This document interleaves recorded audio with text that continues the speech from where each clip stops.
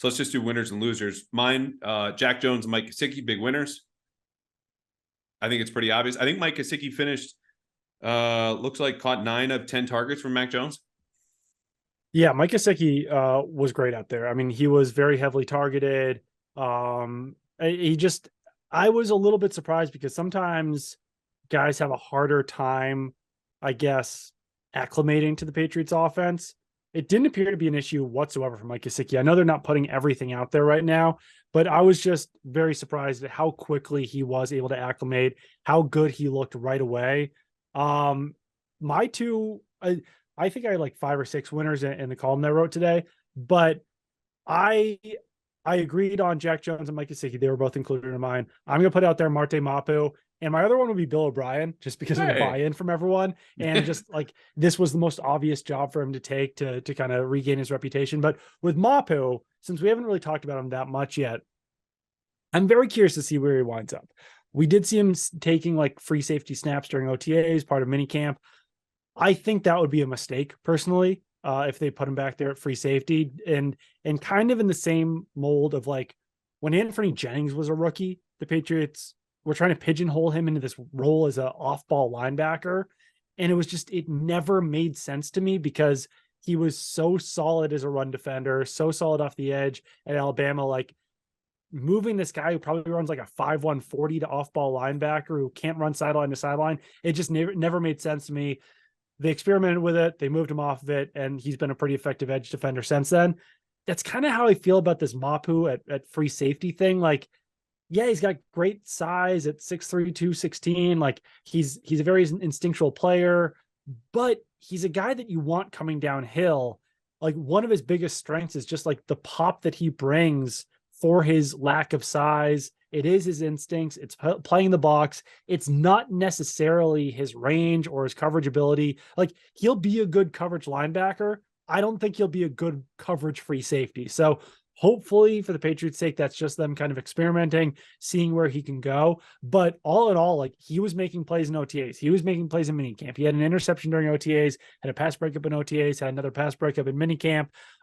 It was just the way that everyone on the team was talking about him, from Jawan Bentley to Jabril Peppers to Matthew Judon. Like they were all just absolutely raving about him. And I know that I think like other people have kind of compared him to some other Patriots greats in the past, but like just talking to him this week, and I don't want to glean too much off of talking to a player, and he really didn't have that much to say, but just like his mentality, like his seriousness, his smarts, it all just reminded me a little bit of Dante Hightower. And they're very different players. Like Marte Mapu is not 6'3", 270 pounds or whatever the Dante Hightower was. Well, Matt Judon said the same thing, right? Like I would not be surprised if 3 years down the road, like Marte Mapu is the team leader on this defense. Like is that go-to guy who's got that locker at the end of the locker room to make sure guys aren't leaving too early. Like I think that's the type of personality that he can bring to this team.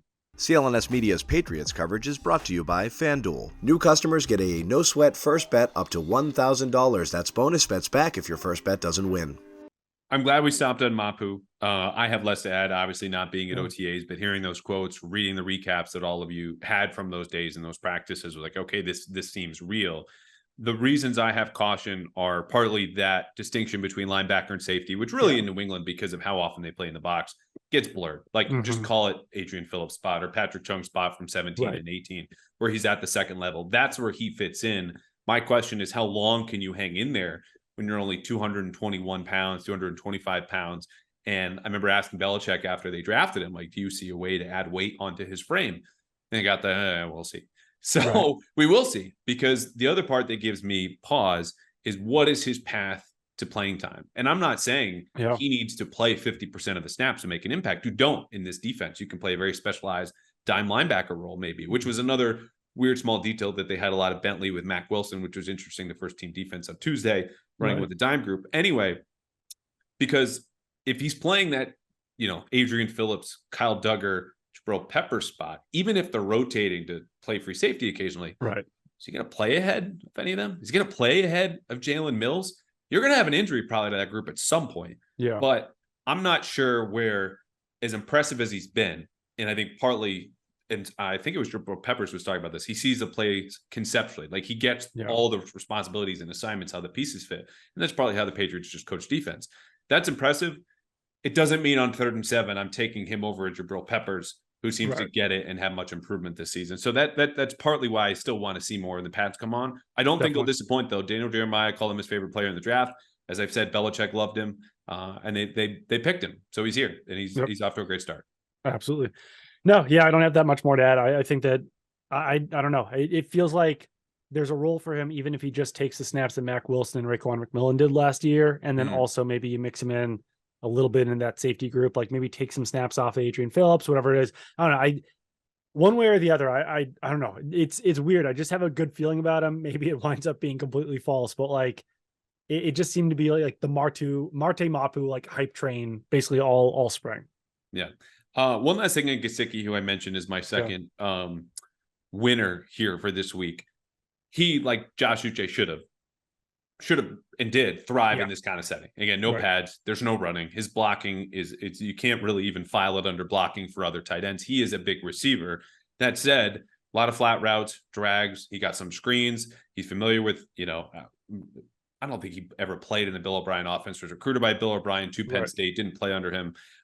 Also now connecting with his old college quarterback. I covered both of them. Trace McSorley is now the third string. James Franklin was there. Really worlds colliding for 2018. Andrew Callahan coming from Penn State to the Patriots. I think it's a good start. I still want to see more. It'll be interesting to see how they use what's a very effective player, but Mike Gesicki is very limited. He's got a couple of notes that he plays. He plays them every time you go out to see him in the show or on stage. And then he gets off. So we'll see. Losers for me, Kendrick Bourne, 2 targets on Tuesday, not a single catch. One of those targets resulted in an interception. He had 5 catches on Monday. 2 were on screens. So you want to see a little more when you're dominating first team reps, and then offensive tackle depth, because it just is what it is right now without Trent Brown. And that's not even a reflection totally on Riley Reif and Calvin Anderson and Connor McDermott. It's just the team letting that happen. Mine, I mean, I think, Bourne would have liked to have seen more out of that, especially with the wide receiver depth so limited. And I mean, the offensive tackle depth, I had Trent Brown as one of mine. But like I said, like, what are the Patriots going to do? Like, they still have to put him out there. But I would put Tyquan Thornton in there, just because, I don't know. It's like, he's a second-year player, and this is already the 3rd injury that he's dealt with during his Patriots career. Like, he had the clavicle soft injury. tissue as well, which they do not take kindly to, because they see it as a hydration issue in training. Right, and like, if they sign DeAndre Hopkins, like, what's Tyquan Thornton's path for snaps at that point? Like, it's if it's a 21 personnel, then it's gonna be Mike Gesicki, Hunter Henry, DeAndre Hopkins, and Juju Smith-Schuster. If it's 11 personnel, then Thornton is still competing with Devontae Parker, Kendrick Bourne, all these other guys for snaps in there. So I don't know. This is a time when it would have been really valuable for him to kind of, continue on the trajectory that he had in that first open OTAs practice when he looked really good, but then he just disappears. So that's not great. Other one, I wrote today, it felt like punching down. It probably was. Riley Webb, he was on the roster last year. He's listed as a wide receiver. Maybe he's he's a future Matthew Slater, where he's listed as a wide receiver and doesn't actually play it, but like, he actually played wide receiver for the Ravens last year in preseason. They had him out there catching passes. He was probably catching about 50% of passes. Like, I in my recollection of watching a lot of OTAs, a lot of minicamp, a lot of training camp ever since, 2012, 2013, whatever it was, I cannot recall a player dropping as many passes in individual drills as I did with Riley Webb. I'm sure he's a nice guy. Like I said, maybe he's going to be a future All-Pro as a special teamer, but you would like to see a little bit better hands out of a guy who could even maybe serve as like an emergency wide receiver option. I had him actually in my duds category of Tuesday practice recap, and pulled him out because it did feel like punching down. But you're in it. Look, grand scheme of things, minicamp OTAs do not matter. That comes from the players and the coaches. You want to put in good work, but the results in the field do not carry over to even July, let alone September and October. That said, the troubling part for me about Riley Webb, who, for folks who don't remember, the Patriots, I believe, signed off the Ravens practice squad last year, core special teamer, when they lost Cody Davis. If Cody Davis comes back, here's their core special teams: Matthew Slater, Cody Davis, Brendan Schooler, Chris Board, DeMarcus Mitchell, and maybe Amir Speed. Right. Slater, Board, Schooler, and Mitchell, because Cody Davis was limited this week, were on all 4 coverage units, or all 4 special teams units that we saw Monday and Tuesday in minicamp. Those are the core guys. They're not going anywhere. Yeah.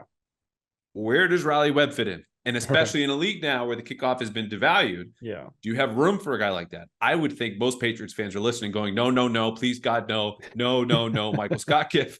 Yes. And as you mentioned, when you can't catch the ball, that's going to work against you. So yeah, right now I would have Riley Webb far on the outside looking in. CLNS Media's Patriots coverage is brought to you by FanDuel. New customers get a no-sweat first bet up to $1,000. That's bonus bets back if your first bet doesn't win.